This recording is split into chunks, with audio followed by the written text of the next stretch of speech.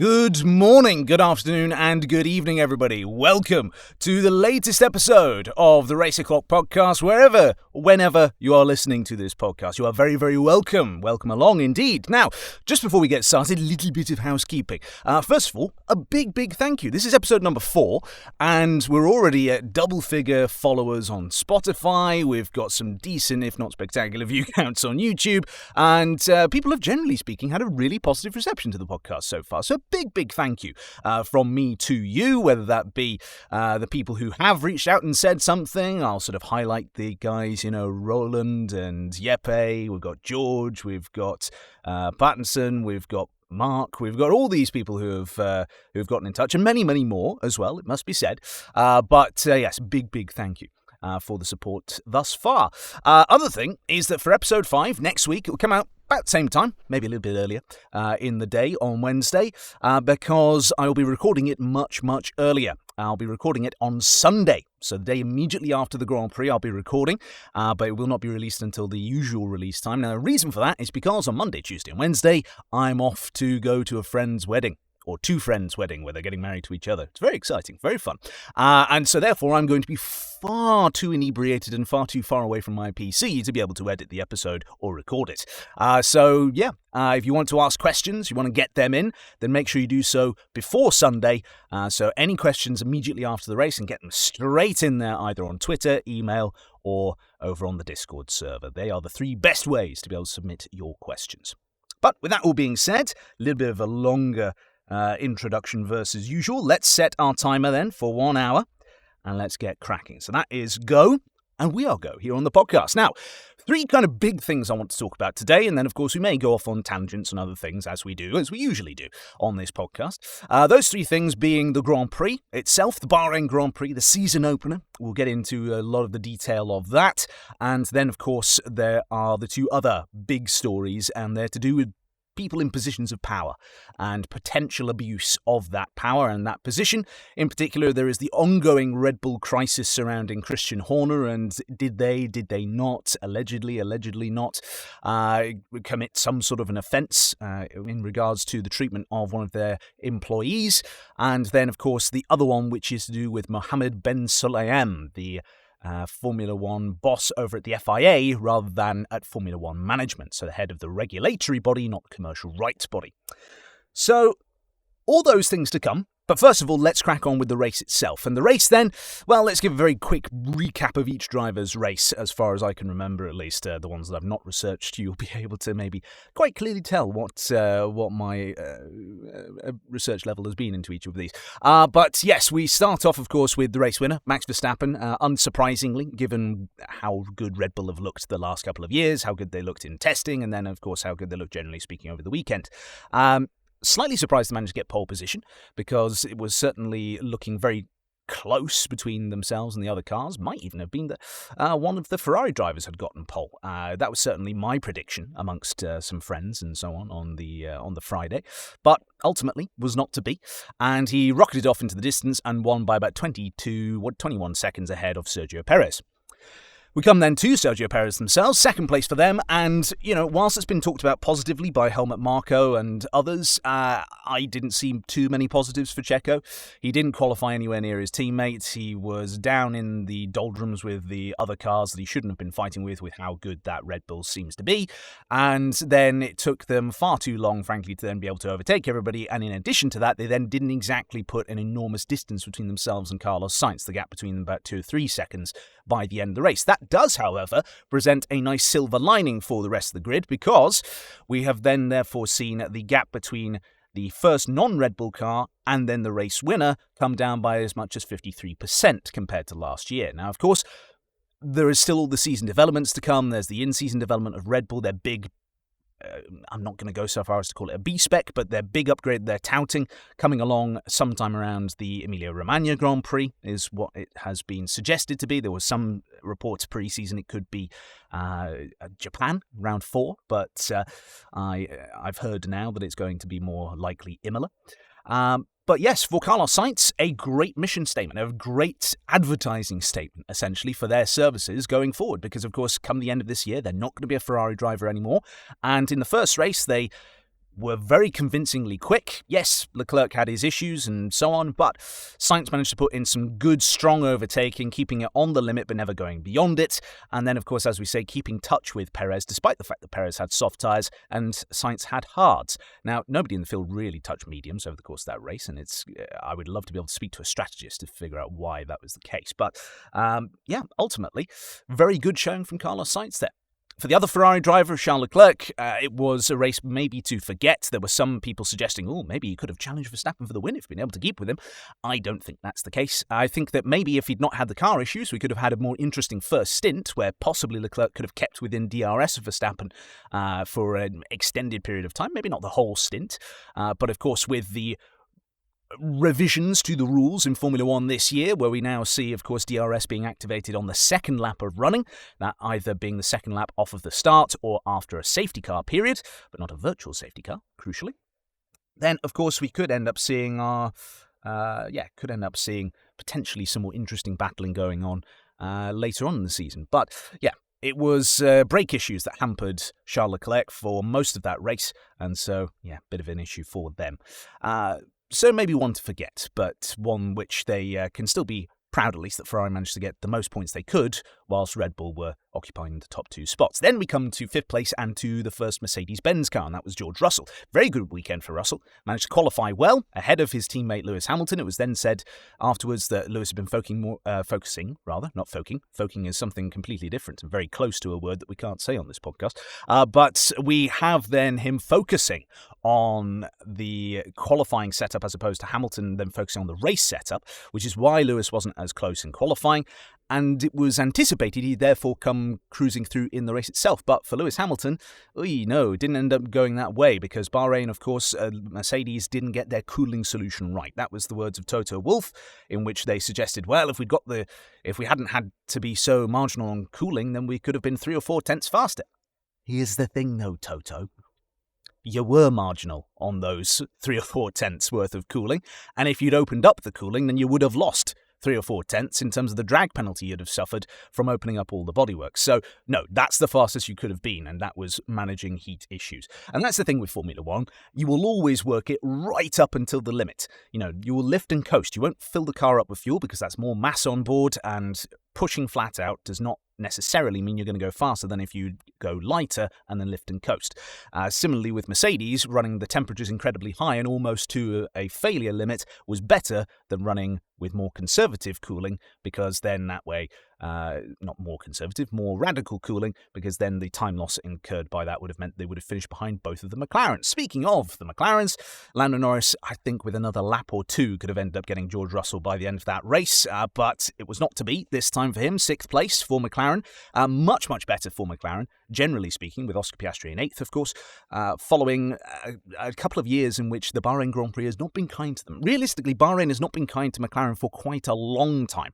I'd go so far as to say it was back in the 2000s is maybe the last time that Bahrain was a kind circuit to McLaren. But generally speaking, it's been a pretty good start to the season for them. It's a circuit which they said was going to be, one they would struggle with, and ultimately they managed to come out reasonably well from it. So for McLaren, I'm very happy indeed. They're, of course, my favourite team. Always have been since 4 years of age. But yeah, it's a team which I love very dearly and want to see do well this season. I will not hide my bias as far as that's concerned here on this podcast. And so, yeah, we will wait and see how they progress. We covered off Hamilton, of course. Piastri, 8th place for them. Seemed to have cured a lot of their tyre degradation problems versus last year in terms of their time management, but it's still a little bit of an Achilles heel, it seems. Particularly lots of sliding, especially when Hamilton first came out the pits. No, sorry, not when Hamilton came out the pits. When Oscar came out the pits on cold tyres and was skidding and sliding the car all over the place, trying to keep Hamilton behind, and then when he was overtaken by Hamilton, trying to stick with him. So that sort of thing, we've seen that plenty of times in Formula One of recent years. If you push the tyres hard at the beginning of a stint, then you end up suffering big time towards the middle and latter stages of a stint, which is why we ended up seeing, I think it was as much as 8 seconds of a gap between Oscar and Hamilton by the end.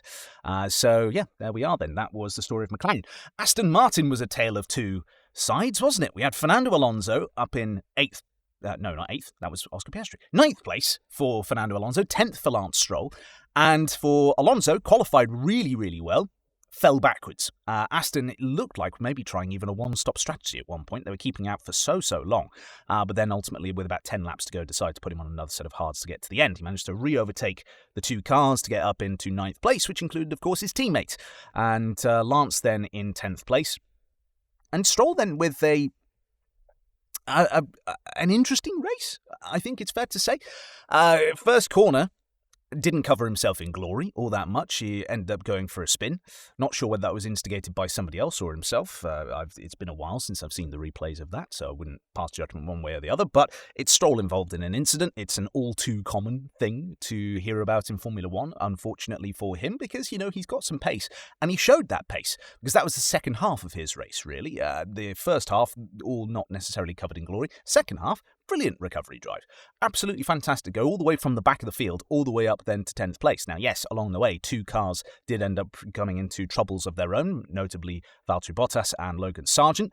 But that's still 8 cars he then had to overtake in order to get... No, not 8 cars, 7 cars he then had to overtake in order to get himself up into P10. So, yeah, a very, very good race by Lance Stroll in the second half. And so, some hopes for Aston Martin this year, I think, as far as a more equitable distribution of points between their lineup is concerned. From 11th down, I'm going to have to look at results, sadly, because at this point I know some of the stories, but not necessarily where everybody finished. So I'm just going to pull those up. But, oh dear, I tell you what results I do know. All the way down at the bottom of the standings, 17th and 18th, not including those two cars we mentioned before that had problems in the race. But, of course, Alpine. Dear, oh dear, Alpine. Back of the field in qualifying, back of the field in the race in terms of those to have an uninterrupted race, shall we say. And, oh boy, it's not a good sign for the Enstone team. I mean, I do love to rag on them. I really, really do. But it's one of these things in which, there are people working at that team who don't deserve the abuse that the team gets. They are working hard, they're trying their absolute best, but, sadly, the results are not coming. And they've done a massive new reshuffle of their management as well as various other things too. So, Enstone, no idea. So we've got then Zhou Guanyu. Very good race for Zhou, I thought. Actually, to get 11th place. They qualified a little bit further down the order, out in Q1, I think. Or no, I think it was Bottas out in Q1, and then he managed to continue into Q2. But, Zhou just outside the points, the first of the cars to be lapped as well, so none of the point scorers were lapped, which is a good sign, I think, generally speaking, as far as the gap closing up to Red Bull over the winter is concerned. Magnussen then in 12th, very good race from them, very good defence in particular, though a little bit lucky, for reasons we'll come on to later on, when it came to then the next two drivers down the order. Daniel Ricciardo in 13th, Yuki Tsunoda in 14th.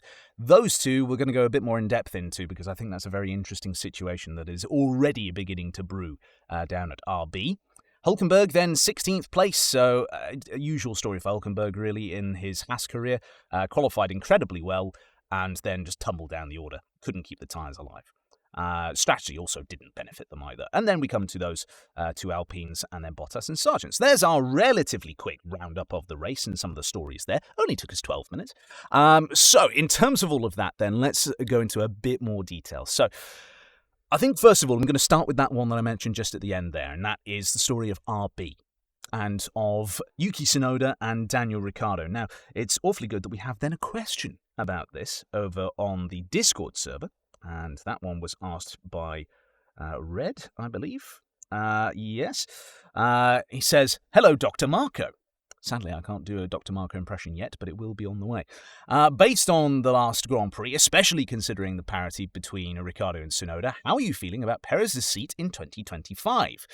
Now, if I were Dr. Marco, I would be wondering a little bit more about whether or not I'd have any decision on the seat for 2025, for reasons that we will, again, go into later on when we cover the Red Bull Christian Horner thing. But let's assume that Marco is staying and that no upsetting of the apple cart is going to happen as far as Red Bull is concerned, that this whole thing was just a blip and the rest of their season is going to go on like it never happened at all. It's not, let's be clear, but let's assume that's the case. If I were Dr. Marco, then I would be looking in the same way that I have been looking at AlphaTauri, slash RB, as it is this year. And that is that Yuki Tsunoda is not good enough. Perez needs to do essentially what he's done this weekend, and that is finish second when Verstappen finishes first, and he needs to finish first when Verstappen can't finish in first for whatever reason, whether that's reliability or anything else. But let's be honest, it's modern Formula One. There will be no reliability problems for Red Bull whatsoever over the course of this year. But yeah, as far as all that's concerned, then I think that Perez's seat is looking relatively secure, actually, based off of this result. But it does all depend on, again, this sort of brewing controversy that is, the ongoing controversy that is brewing further controversy. It's a more appropriate way of phrasing it. When it comes to Red Bull, and again, we'll go into that in a bit more detail later on. So for that, I would say that, of the two right now, Ricciardo, he should have been able to overtake Magnussen. And the reason he didn't in the end was not any deficiency of Ricciardo's talent, but because Yuki Tsunoda is already thinking that. Tsunoda thinks he can get that Red Bull seat. Fact of the matter is, everybody in the Red Bull upper management, that is still there, at least for the time being, don't want him at Red Bull. They don't think he's good enough. And it's been stated in the media plenty of times already that that is the case. And sure, they've occasionally dangled the carrot to say, oh yes, one of the RB drivers could be in with a chance with the seat, but it's not going to happen. Let's be honest, Yuki Tsunoda hasn't really improved enough over the course of his F1 career. He did have a good first half of the season last year, but any sort of goodwill and good faith there was sort of eroded slightly by being beaten by Liam Lawson, and then it was, of course, eroded further by his outburst this weekend. And to sort of recap for those who maybe didn't see the race or need a little bit of a refreshment, essentially what had happened was that Tsunoda was on a more typical strategy where he'd gone on to hard tyres around about the same time as Magnussen ahead of him, and so he was kind of a bit stuck behind him. He wasn't really going anywhere. He wasn't overtaking anytime soon. And he had done the hard work, he'd gotten himself there, but fundamentally, he wasn't getting past. You then have Ricciardo, who's recovering from an earlier incident. He's coming back up through the field on a set of soft tyres, and they are relatively young. I think at that point they're about 8-9 laps old, which for this current generation of car, with how well typically most teams tend to treat their tyres, and given that it was late on in the race where the cars are lighter because they've burnt off most of their fuel, you've got very few laps until the end, so you've also got all the rubbered-in parts of the track now, which, again, the more rubbered-in the surface is, the more grippy it is, and the better it protects the tyres. Also, you're later in the day at that point as well, and so therefore the temperatures will have come down both in terms of ambient and track temperature. So these things all would have contributed to that soft being a better condition than a 9-lap-old soft at the beginning of the race. Now, that all being said, Tsunoda was then told, swap positions. And I didn't hear the full radio transcript, and I don't know if it went any further beyond that. That could have been the whole thing, but we know that on the World Feed broadcast, Formula One likes to cherry-pick a little bit what they broadcast out there. And, it's one of these things in which he's been told, let the other driver pass. He has then refused. He has gone, oh, are you kidding me? Now? Really? And he's on the radio and he's giving it all that. And so, fundamentally then, he stays in place and he refuses to let Ricciardo by. Ricciardo, of course, not trying to overtake his teammate in the expectation he's going to be let past, and also not to risk both of the cars, because Ricciardo is that much more mature and wiser a driver. And ultimately then, by sitting in behind Tsunoda for an additional 2 laps, that's a bunch of hot air coming off the back of both Magnussen and Tsunoda's cars, which is now funneling straight towards the tyres, the brakes, the engine of Ricciardo's car, which is therefore hampering his potential performance ceiling. And then, of course, Max Verstappen catches them.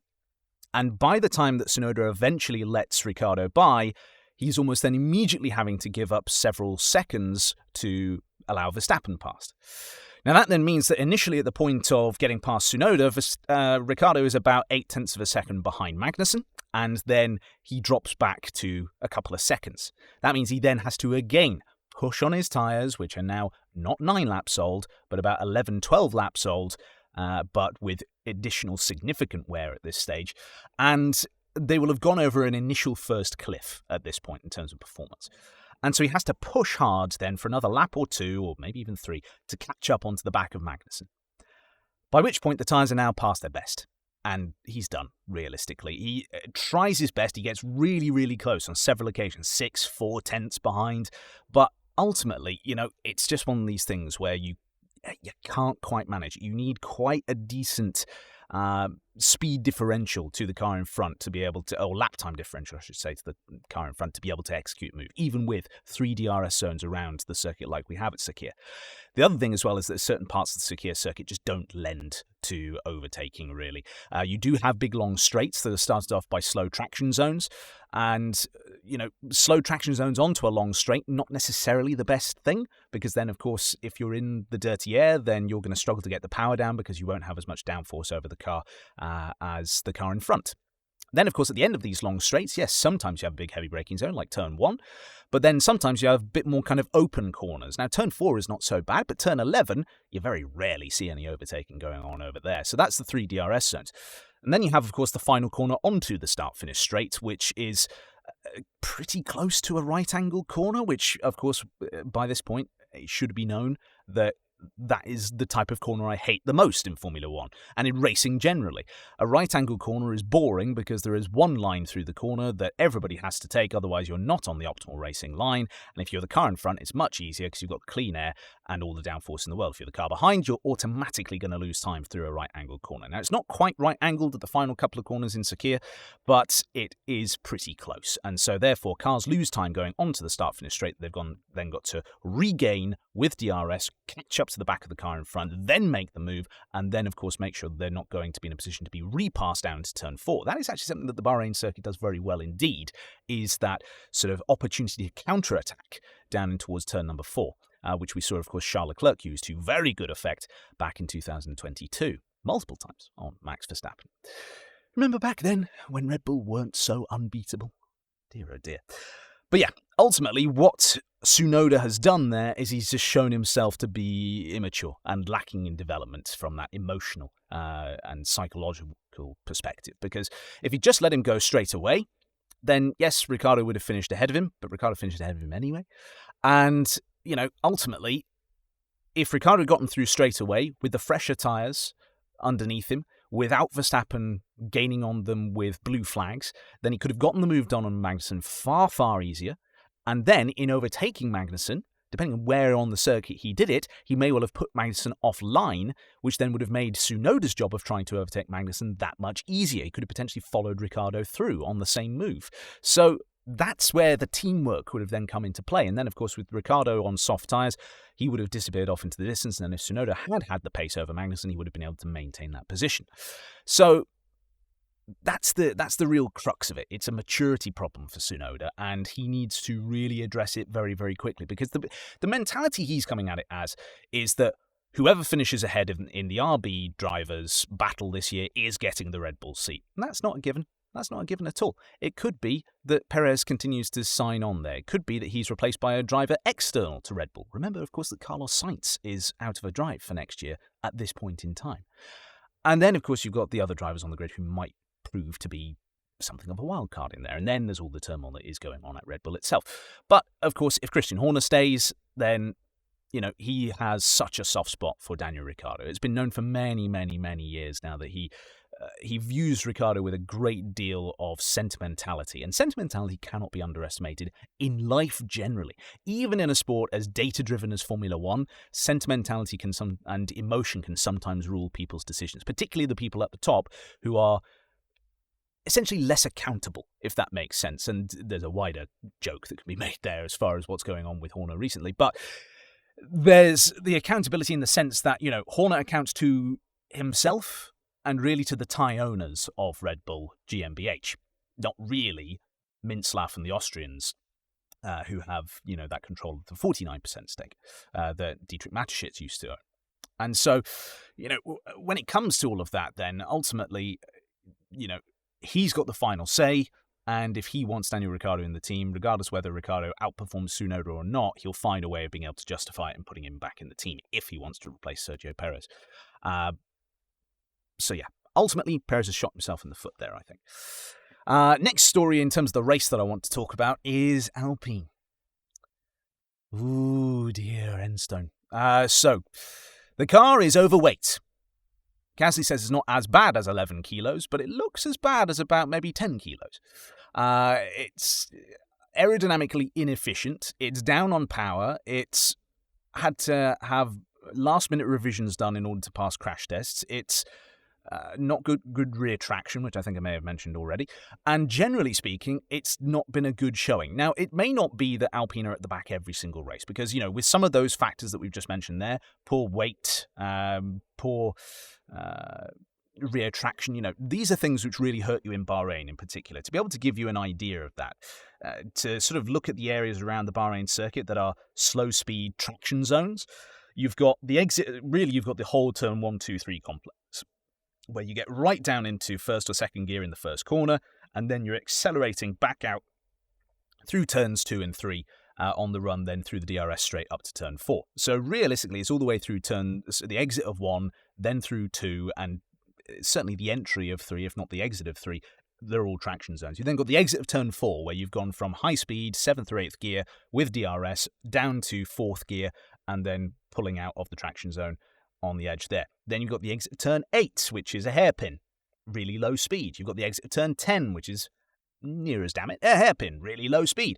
You've got turn 11, which is, maybe a little bit more marginal in terms of my analysis here, but, certainly you're not a high-speed corner there. You're going down again to 4th, maybe 5th gear if you're carrying enough speed into the corner and accelerating up the hill. You've then got this sort of final part of the second sector, start of the third sector onto the back straight, which, again, is maybe more towards medium speed rather than slow speed traction zone, but it's still a traction zone which is very rear tyre dependent. And this is the characteristic of Bahrain as a circuit. It is a rear limited track.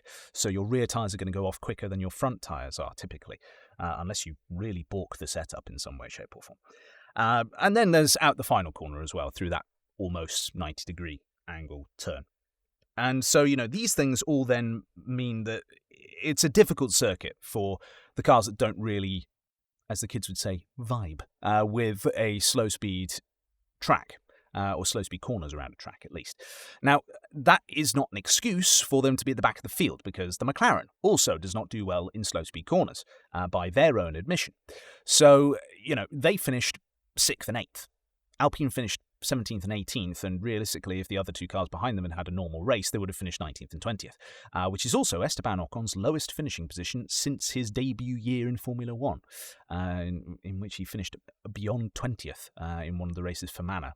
Remember back then when we had 11 teams on the grid, and of course we used vast majority of the circuits that we have these days, and they could accommodate all the cars. Remember that, Formula One management? No? Oh, okay. So, yeah. Not a good thing for Alpine at all. And, I think that there is a Spanish and an Australian driver in the paddock right now who are particularly happy at the fact that they are not racing for that team in particular. I think that Aston with Alonso, is a far more convincing package in terms of team cohesion and ambition is concerned than Alonso with Alpine was. If only we could get some real insight there as to far as what Alonso is thinking right now. It'd be really interesting to know. Oh, I wonder who that could be. Hello? Hello, yes, Dan, is Fernando Alonso here. I hear you on your show and you're just wanting to know what my feelings are as far as, talking about the team situation and where things might be going. Yes, absolutely, Fernando. It's really weird that you have this number, but welcome to the show. Of course, not Fernando Alonso for legal reasons. But yes, in terms of that, then Fernando, Aston Martin, of course, you started out the season not as strongly as you did last year. Any sort of thoughts as to how things might go later on in the season? Later on in the season, I think that we are going to put some good upgrades on the car. Hopefully, it's going to be better than the disaster in terms of upgrades last year. I honestly tried to keep my mouth shut most of the time. I didn't want to say GP2 upgrades to anybody, but we really screwed the pooch, I believe the Brits say, in terms of the upgrades last season. But according to the engineers, we are looking at a much more stable platform for upgrades over the course of the year. Excellent. And as far as Alpine are concerned, are you looking over at them thinking, "Oof, I'm glad I'm not over there"? Mate, is the absolute worst team I've ever seen in Formula One. Yes, I won my championships with them in 2005 and 6, but That's nearly 20 years ago. Don't remind me, Fernando. It makes me feel old. You feel old, yes. And imagine how I feel. But of course, I went to Alpine. They had no interest in signing me for multiple seasons when I'm the greatest driver that has ever been in Formula One. And of course, they're now getting their karma as a result of that. So, yeah, it's a big shame for them, but I don't really care. Well, very good to hear from you, Fernando. We'll catch you another time, I'm sure, now that you've got my number and seemingly a superhuman ability to know when I'm talking about you. Yes, absolutely. See you later. Well, there we go then. That's Fernando Alonso putting in his 2 cents there. But it's one of those things we might actually want to speak to him again later on, because, of course, there is all that that surrounds Alonso as far as potentially signing for Mercedes next year. And after this first race, you would say that the balance is maybe tipping more in Mercedes' favour as far as Alonso's contract negotiations would be concerned. But, of course, that all depends on Toto Wolff. And I wonder, what his thoughts would be on the Alonso situation. Oh, interesting. The phone's ringing. This is very strange. I had no phone calls at all in the first 3 episodes. Hello? Yeah, then it's Toto Wolff here. And I had a sudden, wolf sense just come over me, and I thought that I needed to give you a call. Well, yes, Toto. It's wonderful, actually, that you just get in touch with us here, because we're just talking about you and your team. Bahrain, of course, you finished reasonably well, I suppose, Yeah, George had a really good race, and then the splitter had, an okay race as well. The splitter, you mean Lewis, yes? Who? Never mind. But in terms of that, so great race for your cars. Are you at this point looking at Fernando Alonso and what he's able to do in that Aston Martin as someone to sit in your car next year? God, no. No, we don't want Fernando here. We want, of course, Max Verstappen to be signing with us because, of course, Red Bull is going to implode. And just to be able to stick it to the splitter, I'm going to sign his arch rival and then get him some more championships. That's pretty strong words there, Toto, if I'm being completely honest with you. So you're going to sign Max Verstappen. So there is credence to those rumours then? That's that you have been having conversations with Jos Verstappen about this, presumably? Anything's possible, as I said in the media the other day.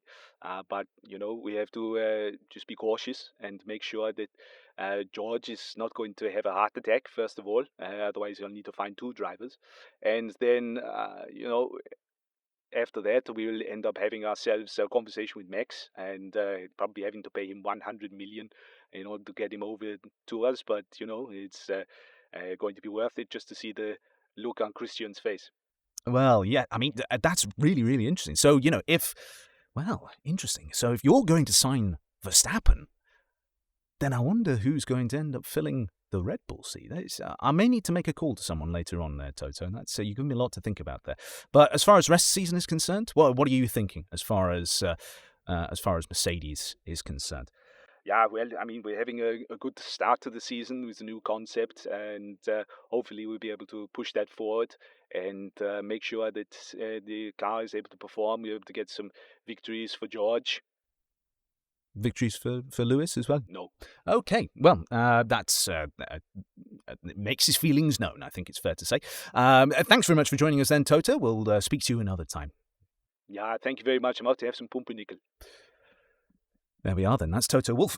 So, as far as not Toto Wolff for legal reasons, and when it comes to that then, so that's all just to kind of illustrate the point then, yes.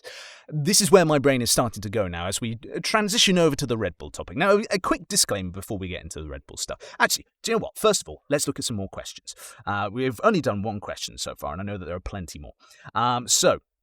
Another question from Red in the Discord says, hello Daniel, 9 days ago we successfully bullied Alpine into adding more paint to their car. However, last race they apparently looked at their performance, or lack thereof, and went with bare carbon fibre again. Do you think the regulations as to the amount of body that has to be covered are necessary and or justified, given that the main motivation for introducing such a rule is the team that is already at the back of the grid? To what extent is it even worth even more competition? I'll be honest, Red, I kind of fell down a bit there. I don't know if that's my dyslexia or your typing, but it's probably a me problem. But essentially, what is going on with Alpine and paint, and should there be a rule as far as mandatory paint coverage. Now, I think that mandatory paint coverage is a thing that you have to define very, very carefully, like all rules in Formula One. Otherwise, you get the 2014 noses. And if you don't know what those are and what I'm talking about, then if you're going to Google that, make sure you do so in a dark, secluded room where no one can see you, and make sure you have private browsing turned on. Private browsing, my favorite member of the military.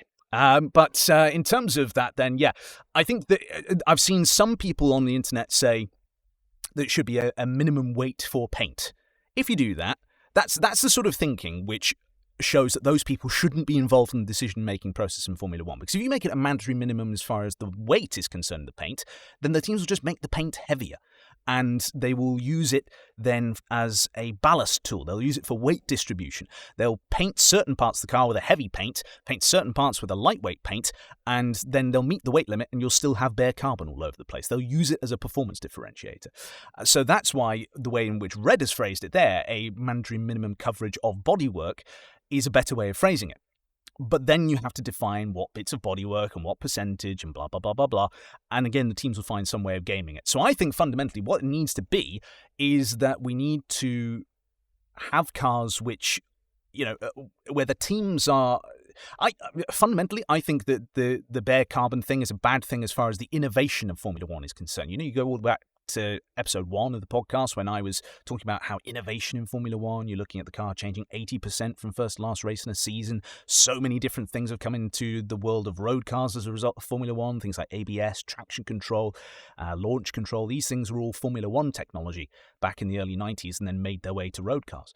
And so, ultimately with stuff like that, weight saving, when you're just stripping paint off of the cars, that's not really innovative. But it's a double-edged sword, because if you then say, okay, you're not allowed to do that anymore, the cars now have to be completely covered in paint, then the teams that don't have that cutting-edge technology or manufacturing techniques or infrastructure to support the techniques required are then just going to end up being at a disadvantage as far as performance is concerned. So in a perfect world where everyone had the same level playing field, same number of people, same number of facilities at the same quality as one another, then yes, have a mandatory minimum as far as the paint coverage on the car is concerned. But I think that right now, as long as the cars are distinct from one another, bare carbon is fine. Because, you go back to a time like 2016, for example, there wasn't really bare carbon on show, but there was a lot of black on show.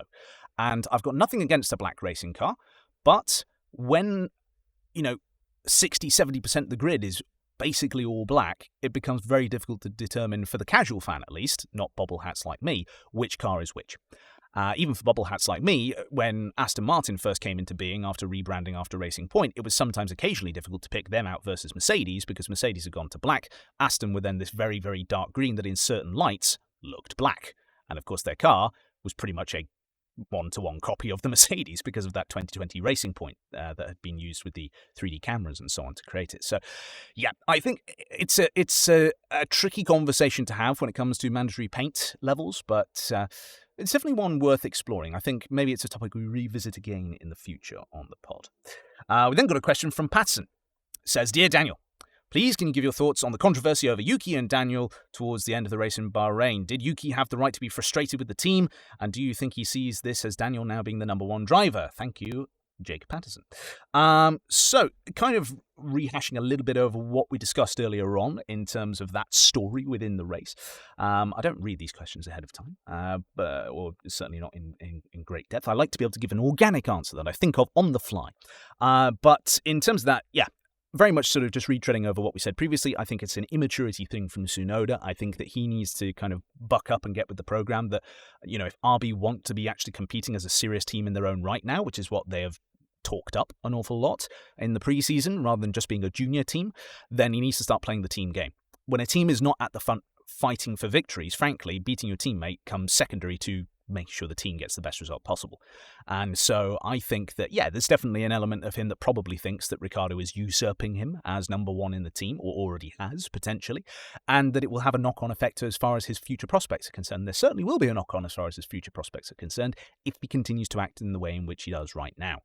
And it's a shame that they're not at the front, really, because a rivalry that gets as spicy as that might end up having the possibility to blow up into a Hamilton-Rosberg, a Senna-Prost.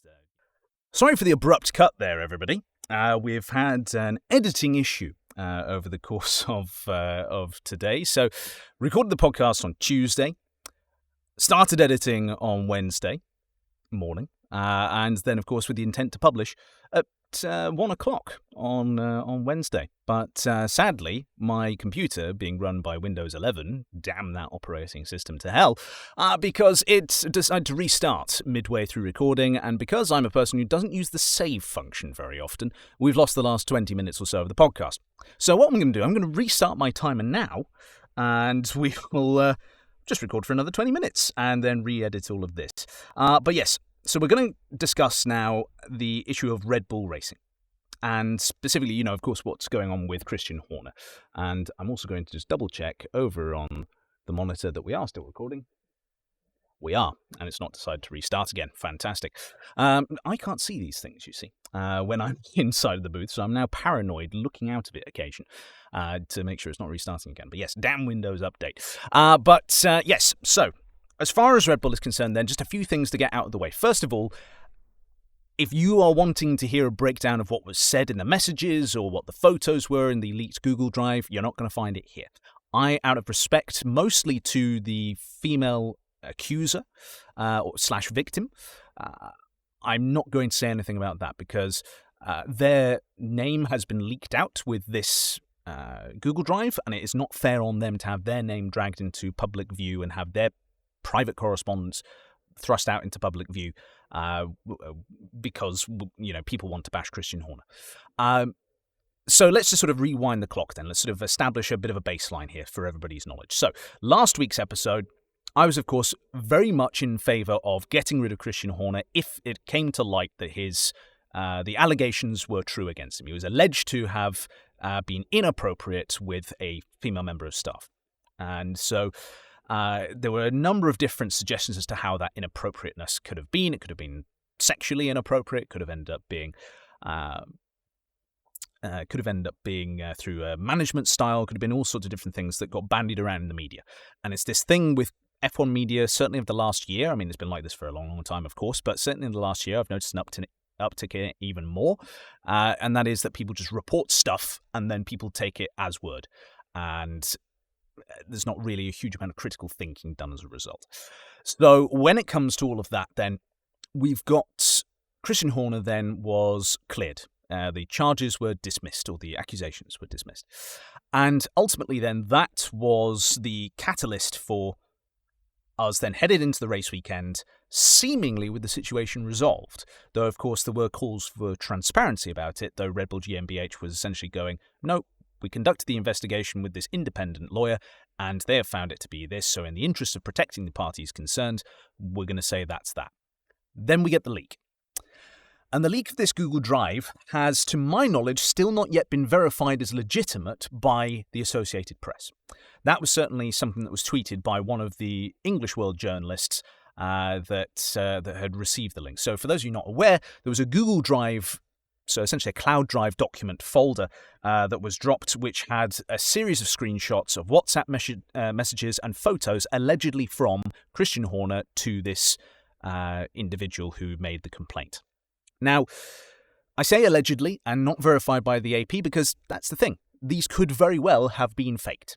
They could have been. I'm not suggesting that they are. They could also be very legitimate.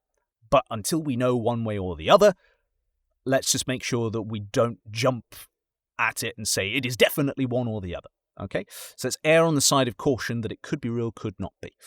Now, if they are real and they are legitimate, then my point of the previous podcast stands, and that is that if he is guilty, then throw the book at him, show him the door, etc., etc. We will not miss him in Formula One.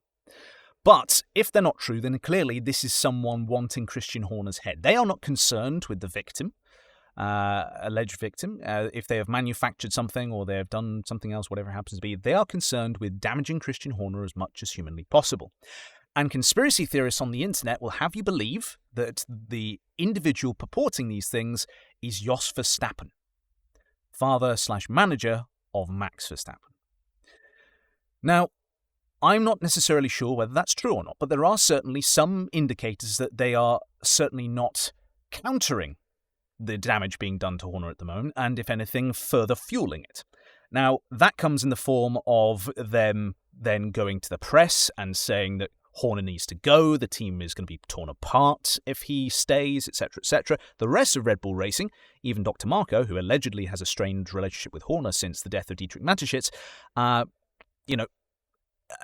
he has remained in line, essentially. The party line is being towed by everybody at Red Bull during this time, with the exception of Jos Verstappen. In addition to that, the conspiracy theorists will point out that it was all of the journalists you could possibly shake a stick at, certainly all the accredited journalists within Formula One, were sent this. Also CC'd in were Stefano Domenicali, I should say. You then had the likes of Mohammed Ben Sulayem, the FIA president, other key members of FIA and FOM staff. You had all the team bosses and various others. But then there was one sort of anomaly within all of that, and that was Jos Verstappen. Now, I'm not suggesting that Jos is the leaker. I'm not suggesting that at all. But stranger things have happened, shall we say, if that were to be true. It certainly doesn't make a great deal of sense to me as to why all the incredibly important people in Formula One were emailed this, and then a has-been driver is emailed it as well, who happens to be genetic material contributor part 1 of the current world champion.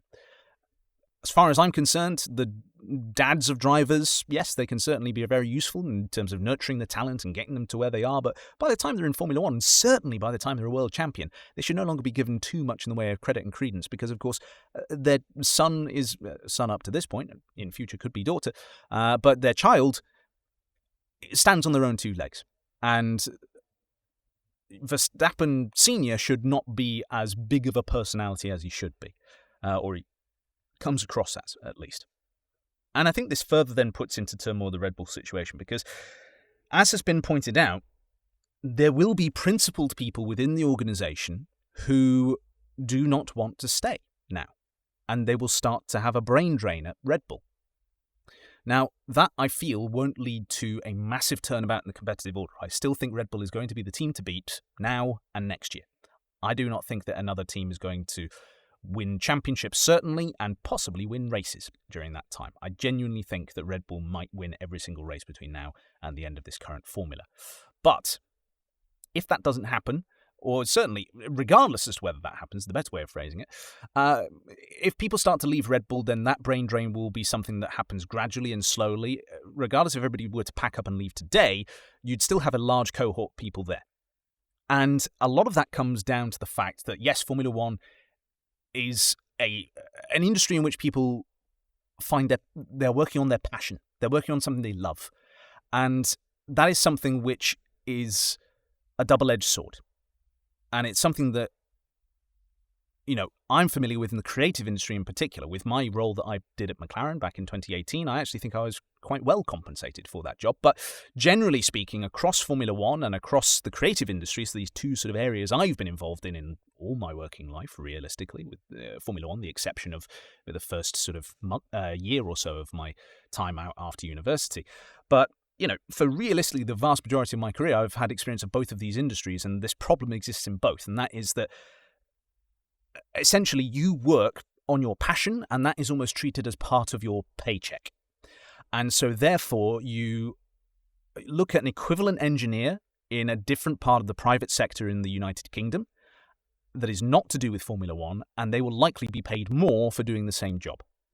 This is particularly the case since the cost cap came in, because since then we've now, of course, seen a lot of workers across all of the teams go from hourly to salaried workers, with overtime getting a bit of a kicking in as a result. So this then means that people aren't earning as much as they used to, or certainly adjusted for inflation, they're not earning as much as they used to. You then also see, of course, that if there is that fear that exists in some people. I've had someone who I know over at Enstone text in to say this, but ultimately there is a fear of asking for more because there's a queue of people lining up to do your job. Everybody who wants to work in Formula One will be applying to every Formula One team on the regular if they're not currently in Formula One. And so the moment that you mess up or that you do something to upset people and your job is viewed as disposable, then they'll replace you for somebody who is cheaper and who is less experienced and so on, because you'll be able to get them in and say, well, you're working on your passion and blah, blah, blah, blah, blah. Now, with all that considered, it might then be an easier thing, you might imagine, for people to leave Red Bull because they'll be able to go to another team because there'll be a great deal of prestige behind the name that it sits on their CV, particularly after this and the last couple of years. But when you consider that then team staff get a bonus at the end of the year, they get a bonus based on where they finish in the Constructors' Championship position, and this can be to the tune of over £10,000 per person if you win the championship. Of course, will depend from one team to another, depending on things like their ownership structure, their pay deals, and other bits and pieces. I don't know. I'm certainly not going to say what it was in terms of the various different positions when I was at McLaren, because I never received it because I left McLaren before the end of the season. And so I never got that. I remember seeing what it was, but honestly, I don't recall what the figure was, and I wouldn't say what it is anyway. Also, it's a figure from 2018, so it will have changed by now. But certainly, yeah, for Red Bull staff having won the championship the last 2 years in a row and likely to win this year as well, each year they will have been looking at a pay packet that would have been to the tune of 5 figures bigger than it otherwise would have been. And so to leave that behind during a cost of living crisis in the United Kingdom, the worst living standards in decades, with higher bills than ever before, really high taxes and national insurance contributions, high rents if you're not already a homeowner. If you are a homeowner, then high interest rates on mortgages, and on and on and on and on it goes. High energy bills, I think I've mentioned them already. But all these things mean that life right now is expensive and it's tough in the UK. And so for you to leave the team that is likely to win the championship again at the end of this year, and therefore get another big bonus on principle to leave, is going to be a difficult task for some more than others. And some of those people might be very principled people, but they will also be pragmatists, because Formula One, I mentioned earlier on, of course, well, in the previous recording from the earlier part of the broadcast, that Formula One, emotion rules people a lot more than you might think in such a data-driven sport. But pragmatism also reigns supreme most of the time in Formula One. If it's going to give you more performance, you put it on the car, even if it's ugly, even if it's, this, that, the other. If it makes the car goes faster, then you're going to put it on. And so in the same way, people will look at their work life in the same way. They will look at it and go, I think that I'll be in trouble here if I move to another team. If I were to move to, say, Aston right now are 5th in the championship. Are they going to improve from there? If they do, how far up? And then as a result, if you're budgeting on potential bonus at the end of the year and then you move team, how is that going to affect your financial plans and so on? Now, of course, some people would say to that, well, if you're organising your life and financial life in particular around a conditional bonus, then that's poor financial planning. And yes, but human beings are fallible and they are subject to problems and so on. So I think that with this strife that is now engulfing Red Bull, there is a question that now comes down to the workers as to whether or not they stay. And then, of course, to the management, what do they do? If Horner stays, then there are rumours that Marco goes, that Verstappen goes, and that Red Bull's Adrian Newey goes as well. Now, even if Newey stays, Verstappen going would be a major blow to Red Bull. Because as we saw last year, Verstappen was unbeatable when his car was working. When his car was not working, he was beaten by his teammate or by Carlos Sainz. And that was about it. There were, of course, those other cars that finished on the podium ahead of Verstappen in Singapore, but let's be realistic here in terms of just getting that result he otherwise would have gotten. It was one driver that beat him. Now, in terms of that, Verstappen can't be beaten when the car works, but Perez can. Perez can be beaten. And we saw that plenty of times last year. Now, yes, at the end of the season, he got second place in the championship. But realistically, if there had been one single second place team that last year, all the way through the season, rather than the merry-go-round that we ended up getting over the course of the year, it was Aston one race, then Ferrari another, then Mercedes another after that, then McLaren after that, and then it would go in a cycle of all those teams throughout the whole season as who was second best. If one team had stood head and shoulders above the rest, but not quite as quick as Red Bull, then Perez would not have gotten second in the championship last year. Which then means if you have two Perez's in the team, i.e. two drivers that cannot maximise the use of the car and that available performance ceiling that Verstappen can reach, then you are in jeopardy of losing the championships. The constructors certainly, the drivers potentially. Because, of course, when it comes to the drivers, if you've got two very competitive teammates in another team, they could score enough points to get the constructors, but they could score points off of one another to prevent themselves getting the championship. If you have one clear lead driver, they can then score all the points where your car is more suitable, shall we say, or is more easily set up. So that's the thing with Red Bull. And with Red Bull right now, it is a tricky situation, because if Horner goes, then of course there's going to be all those who support Horner and think that this is a witch hunt or this is that and the other, who will then be up in arms themselves, and so they will then be intent on leaving. And then of course what will that do to the brain drain situation at Red Bull? So I think that frankly Red Bull have spent 20 years building themselves up to be the powerhouse in Formula One, and then right on the eve of a brand new set of regulations where they need to be all pointing in the same direction and all pulling in the same direction and firing all cylinders, they're going to break apart and break down. And if that happens, we have to see what this upgrade in Imola brings and just how far ahead of the competition it puts them. If it creates an unassailable gap for the rest of this year, then you can forget about this year and 2025. Even with all of the internal struggles you could possibly throw a stick at, Red Bull will still win both of those championships. If, however, the car remains broadly speaking the same, or it actually goes backwards because the correlation isn't right, or they've missed something in the data and it ultimately makes the car worse, then we could potentially see maybe someone challenge Red Bull in 2025. But for this year, I think that they are still far enough ahead, and of course they have Verstappen in the car where that's not likely to happen. Now, if Verstappen does go, the knock-on effect then is what happens next. And this would be my prediction if this were to happen. I think if Verstappen goes to Mercedes, as some rumours are starting to circulate, no concrete rumours at this point, it should be said. It's a bit more just conspiracy. But if he does go to Mercedes, then ultimately what we will see is I think we will see Fernando Alonso and Carlos Sainz move to Red Bull. Perez out. I think that Tsunoda goes to Aston Martin, Liam Lawson goes to RB, and Perez might take his sponsorship money in a last-ditch effort to keep a drive in Formula One and go to Williams, replacing Logan Sargent. That's my kind of prediction as far as what would happen if Verstappen were to leave Red Bull to go to Mercedes. And for me, I think that for Red Bull's part, that's an easy decision. You get Alonso, the only other champion on the grid, out of contract. Realistically, the only other driver on the grid who's probably going to be able to maximise the car in the same way that Verstappen can, and therefore you guarantee yourself the best chance of winning the championship again in 2025. You get Sainz in because you know he's a proven quantity. He has, broadly speaking, matched Charles Leclerc over their time together. There have been the occasional weekends where Sainz has looked decidedly average versus Leclerc, but there have been the weekends he's beaten him as well. So Sainz is a solid driver, a much better driver, I think, than Sergio Perez. Then, of course, if you get a Fernando Alonso retirement after 2025, after he gets that third title, then you can then put Daniel Ricciardo into the Red Bull seat, or Liam Lawson, depending on which then looks the better over the course of 2025.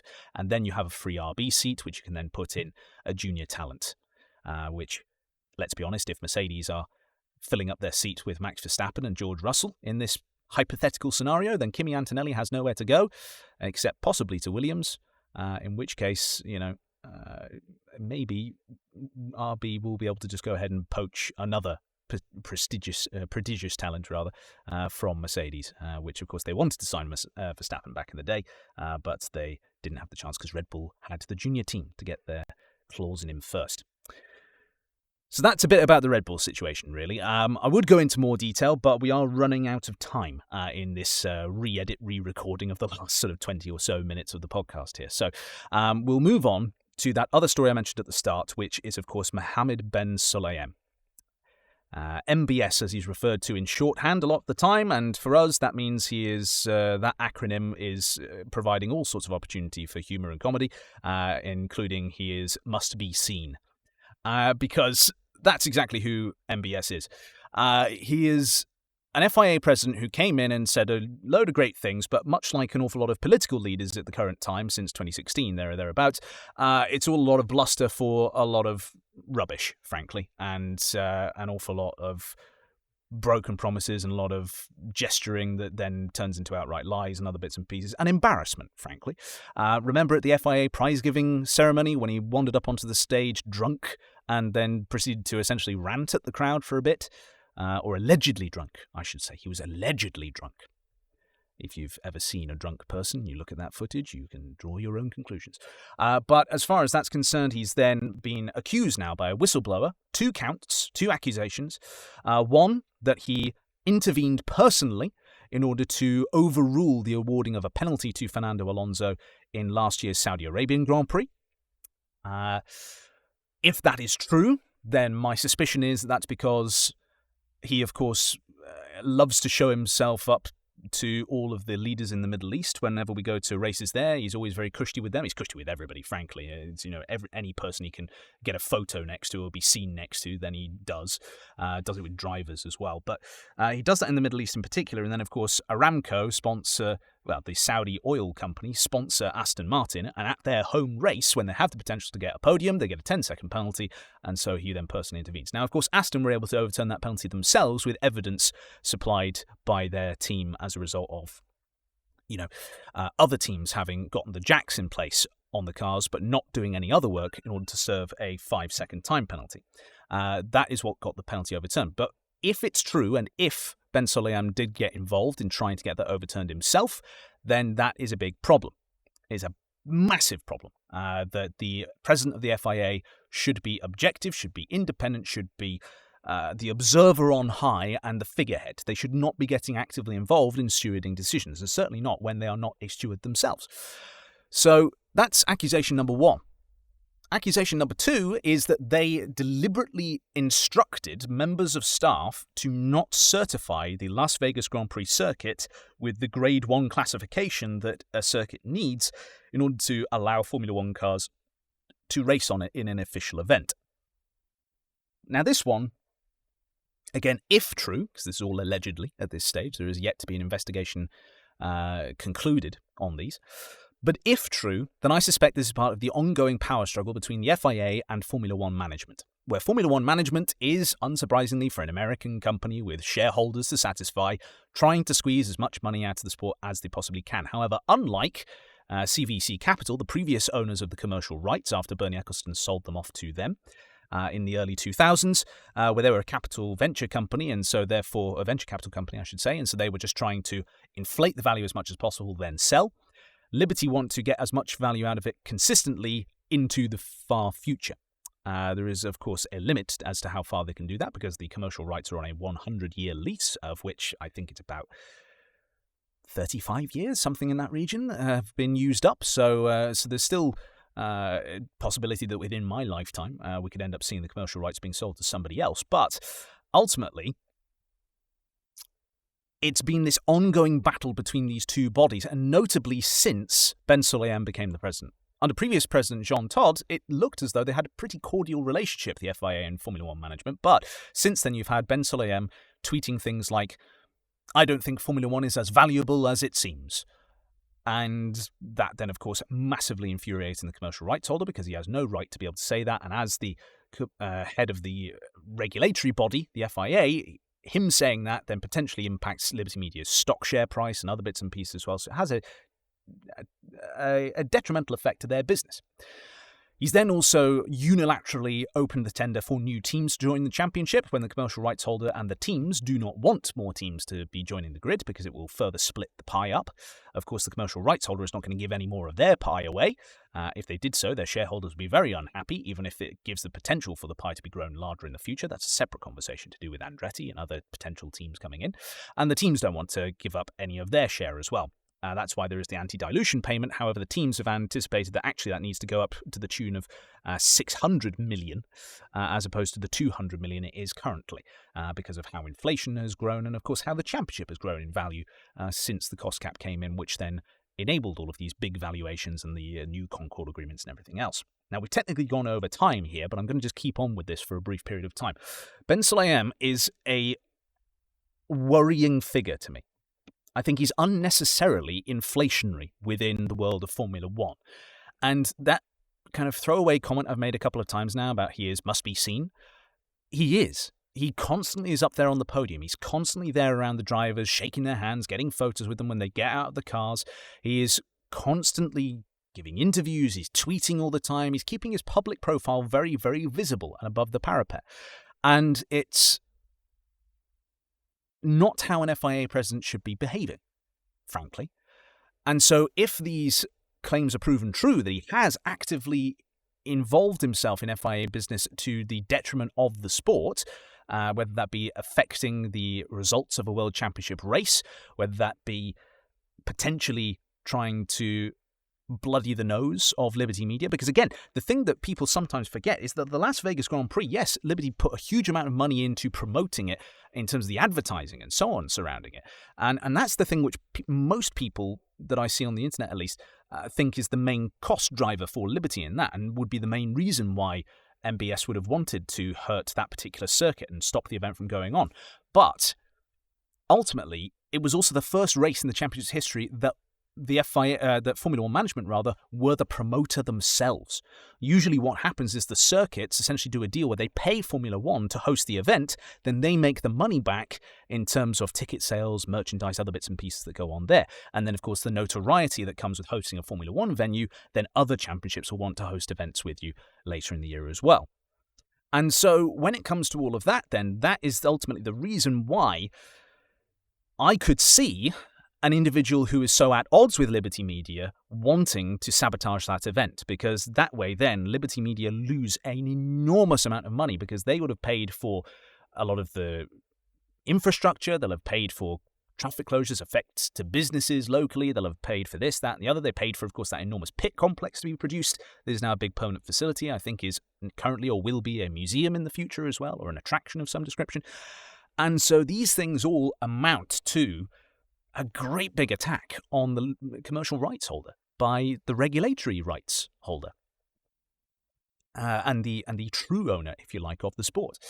And I think it's a very dangerous position to be in, because we've heard some rumour of a potential split going on. And of course, you don't have to look very far back in the championship's history where there was the last instance of the teams potentially breaking away. And that was when it was, of course, Bernie versus the teams, Bernie and CVC Capital versus the teams, back in 2009 with the FISA-FOCA war. And, of course, was it FISA-FOCA? No, it was not. It was the FOTA war, FOM-FOTA war, not FISA-FOCA. FISA-FOCA was a different instance back in the, 70s, 80s, 90s, maybe, something like that. But that was another Bernie thing as well, but he was on the other side of the table. Anyway. In terms of that, we then had, the FOTA, Formula One Teams Association. So that was all the teams getting together and ultimately saying, we stay together as a group, we leave and make our own championship, and then we can reap the benefits an awful lot more from a financial point of view. Because they were not being paid very much back then in terms of prize money, and there was a huge swathe of that prize pot going to Bernie and the commercial rights holders. So they were going to break away. Then, of course, Bernie did what he does best, and he managed to pick off teams one by one, get them to break ranks. And so if you're a student of history, it's an awful lot like the Battle of Hastings. One solid shield wall, and then as your enemy starts to taunt your soldiers, they start to break line and chase them down the hill, and therefore give up the defensive advantage, give up that unity, which then means that you can then be defeated in battle, which, to use that torturous metaphor, is then how we end up seeing the FOTA breakaway breakdown. But ultimately this time, it's no longer teams versus commercial rights, it's now teams and commercial rights versus the regulatory body and the owner of the sport. Now, it does mean if they did break away, they would lose all of the history and the prestige of Formula One, because Formula One is owned by the FIA. It is the FIA Formula One World Championship, to give it its full title. But you would have the teams, and without the teams, Formula One is nothing. You know, there is often the thing said that without Ferrari, Formula One is soulless. I'm not sure I agree with it, but there's certainly an awful lot to be said for how much Ferrari does bring to the sport. But the sport does bring an awful lot for Ferrari as well, crucially. So when it comes down to it, we then have this situation where if the teams and the commercial rights holders break away, then we could end up seeing a very, very different face to the pinnacle of motorsport in the not too distant future. But that's all to discuss another time. So that's where I'm going to end today's podcast. We covered everything that was in the original edit, but longer. Sorry for that if you were not a fan of the podcast going longer than the hour and a bit it usually is. But if you like this and you like it to be longer, then let me know. Give the feedback. If you want it to be an hour and 15, an hour and a half, just tell me. I can talk for that long, as you've heard. But yes, let us know on all the usual ways. If you have watched this on YouTube, give us a like. If you have listened to this on Spotify, give us a rating, and so on and so forth. Make sure that you give us a follow as well on all those platforms, and we will be back next week. As a reminder, as we said at the beginning, it is going to be Sunday. This coming Sunday is when I'm going to record the next podcast for release on Wednesday next week, and that is because I'm off to some friend's wedding in the first half of next week. So make sure that you do submit your questions and comments before then, and we will then address them in the next show. But we'll have a full breakdown of Saudi Arabia. We'll cover off anything else that has developed in the meantime since, and we will see what the face of Formula One looks like at that point in time. But until then, I have been Daniel Gilligan. Thank you very much for listening to the Race O'Clock podcast, wherever and whenever you are in the world. Thank you very much for watching, everybody, or listening, rather. And good morning, good afternoon, and good night.